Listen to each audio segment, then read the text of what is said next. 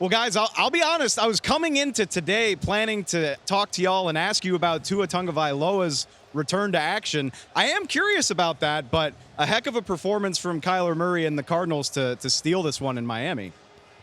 How resilient has this Cardinal team been, Mark? I mean, you see what they did last week. They didn't put up a whole lot of points last week, but today they get into field goal range enough for good night Chad again. Yeah, no question about that. You know, one of the things they talked about is creating some explosive plays in the passing game, and their passing game has it's just not clicked so far this year. And then we saw it over 100 yards from Marvin Harrison Jr. really getting those over routes, the deep over routes, the low crosses, and letting Kyler Murray kind of lead him and let him go catch the ball. And they really found something today in their passing game that I thought was exceptional.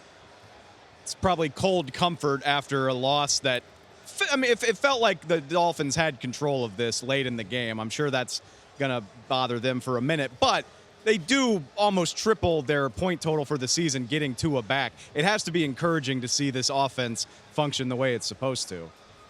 Yeah, they'd have to get a win against Buffalo next time out. I mean, that would be huge. But you think about the way this game went.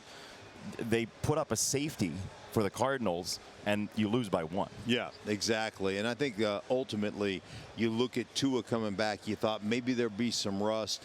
I'm telling you what, when it comes to the passing game, there was zero rust. Yep. Tua was on target, on time, giving his receivers opportunities to run after the catch, and their run game was really good. And you know, you just look at that one turnover, right? The one botched snap that went over his head that resulted in the safety, and that's the difference in the game. And that was the only part of this game for Tua's return that was a little bit shaky. He had a couple of balls on the ground off of snaps, and that's the difference in the game.